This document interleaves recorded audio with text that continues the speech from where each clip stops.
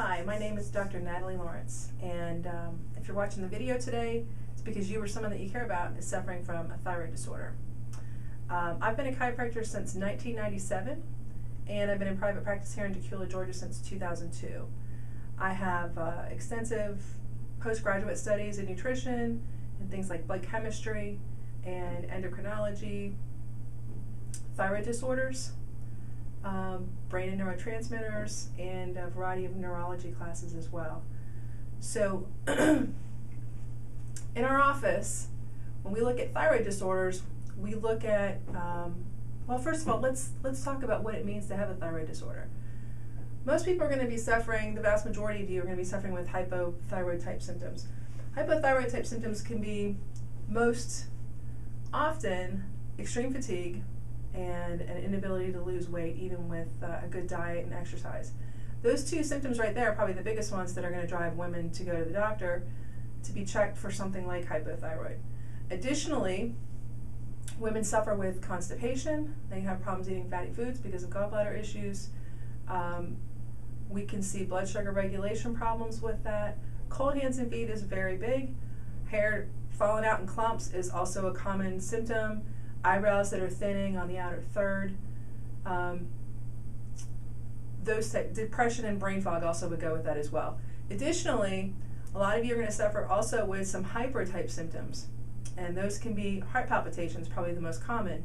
Additionally, anxiety, not able to sleep at night, inward trembling. So those are some of the hyper signs. Normally what we see in our office is really a little bit of both. Most people have a little, meaning that most patients present with symptoms from both categories. And normally when we see that, the differential diagnosis is at least going to have in it Hashimoto's thyroiditis, which is the autoimmune thyroid problem. Now, by the time you get here, you've probably been to another doctor's office that has run some type of panels on you. But I have to tell you, from a medical standpoint, which is sometimes driven by the insurance companies, the panels that you get run are really not big enough.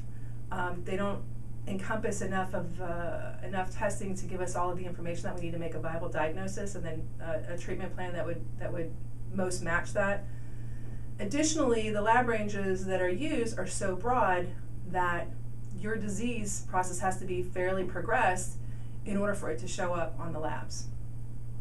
So, speaking of the lab testing that's done, the incomplete lab testing that's done, I should say, most often what we see is that a TSH has been run and a T4 has been run, and I got to tell you that isn't just not enough to figure out what's going on. It's the system is way more complex than two markers can fetter through.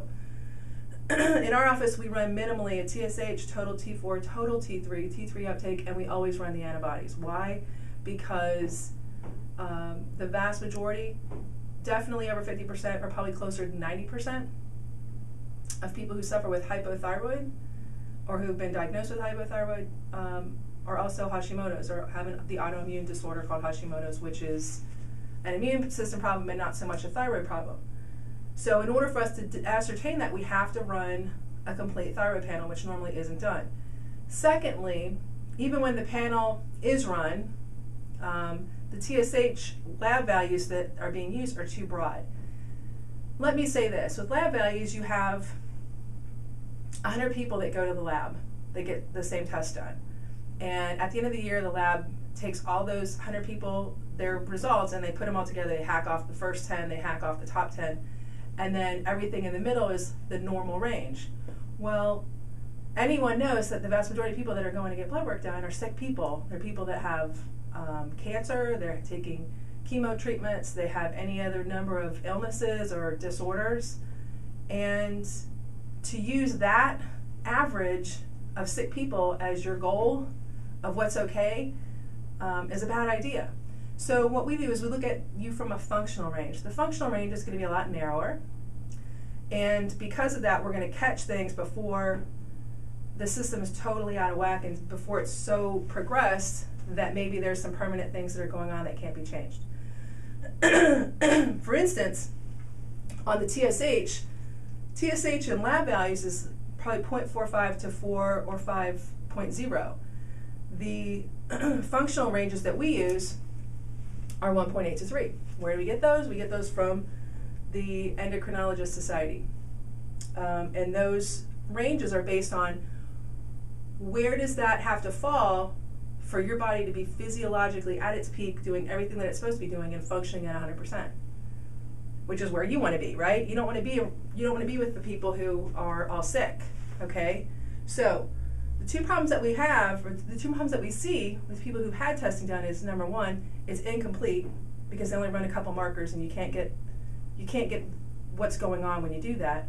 And that maybe they've had the test run, and maybe the test, if I looked at it, would show that it was functionally wrong, but the lab isn't going to say that it's wrong. So the doctor in turn says that you don't have a problem.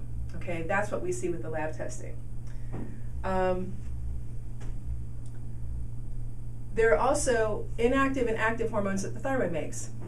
And I'm going to get into a little bit of the physiology just because you need to have enough knowledge of how the thyroid works to understand how it dysfunctions. Suffice it to say, we're not going to make an endocrinologist out of you in 5 minutes. But the basic thyroid physiology is this. The hypothalamus tells the pituitary to tell the thyroid to make some thyroid hormone. Okay? The thyroid makes two hormones. It makes T4 and T3. T4 is the inactive, basically inactive hormone, and T3 is the active part of thyroid hormone, the one that actually activates the cells. So the vast majority of thyroid hormone that's made is T4, 93%. Only 7% of the thyroid hormone that's made in the thyroid is T3, or the active form. So in order for your body to actually utilize the thyroid hormone, it has to be converted. So that conversion process happens in 3 different areas of the body. Number one, it happens in the liver. About 60%, the vast majority gets converted in the liver. 20% gets converted in the gut, 20% gets converted in the periphery, or the peripheral tissue out in the body. So let me ask you this. If you have a liver issue, whether it's cirrhosis, maybe you've had hepatitis, maybe you take a variety of different medicines that negatively impact your liver, you have high liver enzymes, maybe you have a gallbladder that's backed up, okay? Any number of those things can create a problem in the liver where it's not going to be functioning like it's supposed to, and it will jeopardize the conversion of T4 to T3, okay, which means that you're not going to have enough of the active hormone to activate the cells, okay? That's number one, liver. Number two is going to be the gut. The gut has to be right as far as the flora there, as far as the health of the gut has to be good in order for that 20% of conversion of T4 to T3 to happen there. Any number of things can create a problem there. Number one, you can have food sensitivities that create inflammation, which disrupt the gut. You can have bacterial, parasitic, yeast infections in the gut as well. And all of those situations will negatively impact the gut function also. We can also look at the periphery, okay? And what most normally happens, and there are lots of things that can happen, but the thing that's most common, especially here in the United States, is that there's too much cortisol. And we get that because cortisol is a stress hormone. And we get that because most of us are stressed out. We live here in the United States, we're way overbooked, we're way too busy, we don't get enough rest, and we suffer, okay? The cortisol is too high. And that's the third place, that if the cortisol is too high, you're not going to get proper T4 to T3 conversion. So the only way we know if that's happening is if we run a full lab panel of thyroid. You are not going to see that running a TSH and a T4, okay? Some of the other tests that we do, and what makes us different here is we run a variety of metabolic and neurologic tests, okay? We leave no stone unturned. We're going to look at you from two viewpoints. We're going to look at your physiology, your blood chemistry, and the way that your body works on one side, which is the metabolic side. But we're also going to look at you neurologically. And what that means is, how's the brain working? Okay, the brain and the nervous system. And how is that contributing to the problem that you have? So from a metabolic standpoint, we're going to run a variety of tests, okay? We run complete thyroid panel, like I just discussed. We run a lipid panel, which includes cholesterol, triglycerides, HDL, LDL. We're going to look at just basically the way the kidneys, the liver, all of those functions are going to be looked at under a microscope through your blood work. We're also going to be looking at inflammatory markers. And those are important for a number of reasons, because inflammation, again, will decrease the conversion factor of T4 to T3 as well, and it just makes you feel bad.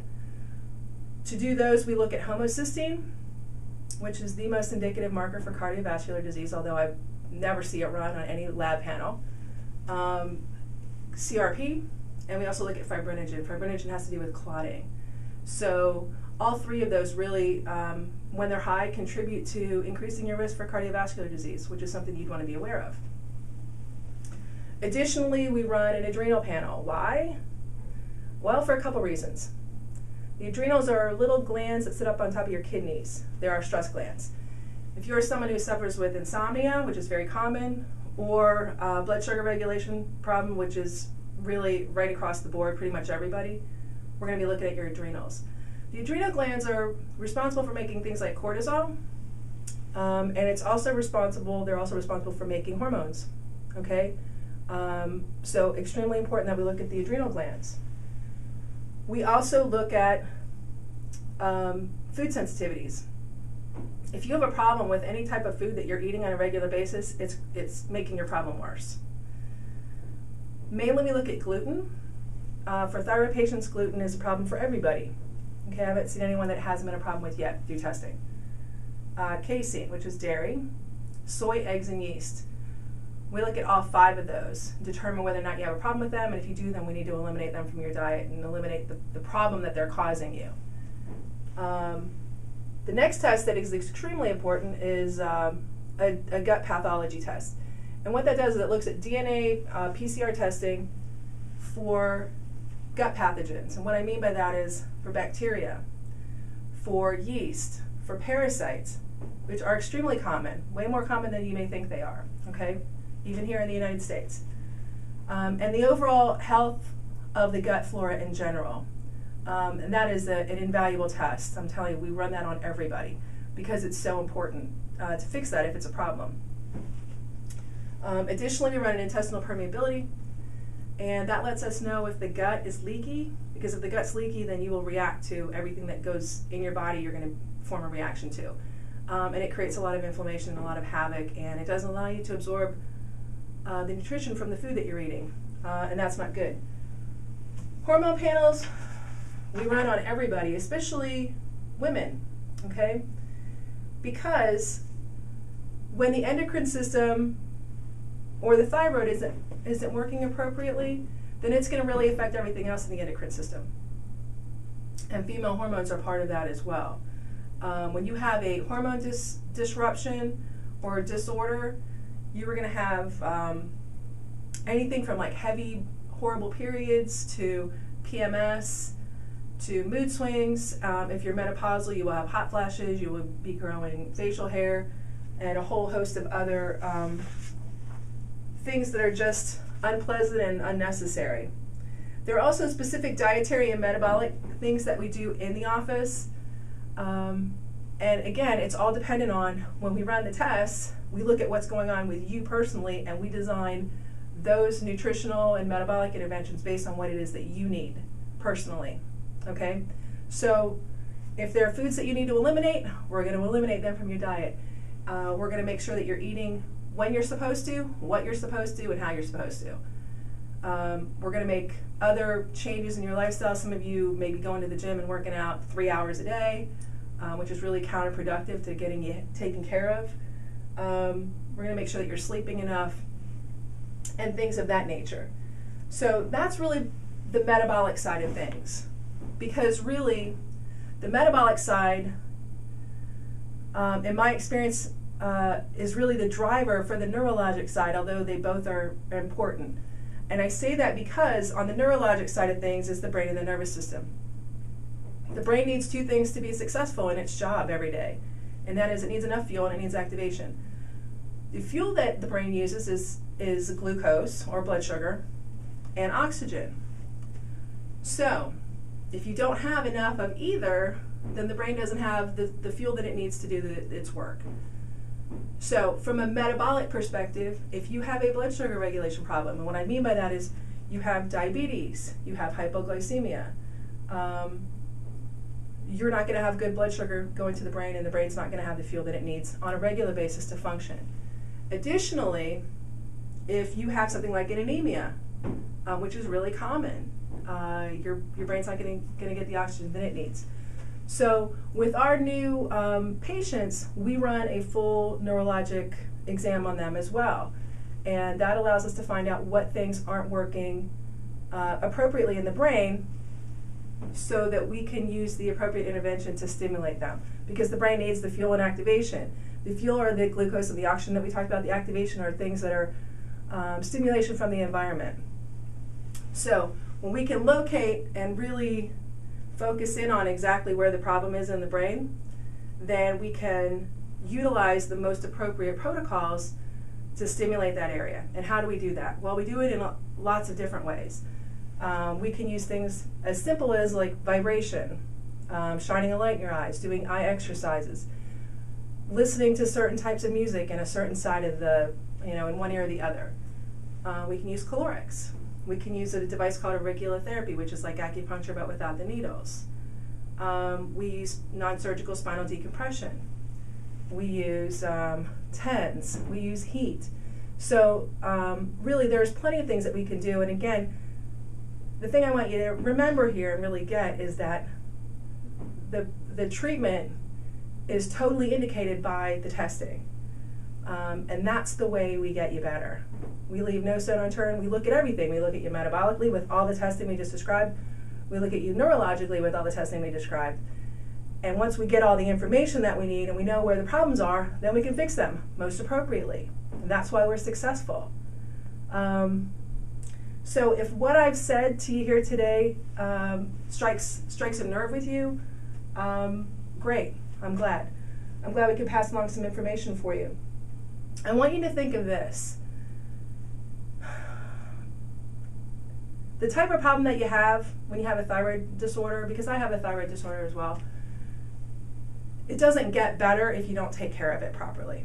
It continues to get worse, and you continue to get worse. And I'm sure for those of you who've had a thyroid disorder for any length of time, if you look back to when you first got diagnosed or started not feeling well and you look to where you are now, that you can probably look at that as being a steady progression downward or downhill. So I want you to think about, if you don't do anything other than what you've been doing, which is not really working for you, where are you going to be at in 1 to 3 years? How's that going to negatively impact your family, your ability to work, your relationships with other people? Okay? What I would like to encourage you to do is to go to the place on the page that has the form to fill out. Once you fill that form out, we're going to get that information here at the office, and we will get a packet in the mail for you that will include a free report. And then we'll also send you a video that will be longer than the one that you've looked at today. It'll give you a lot more information, a lot more detail.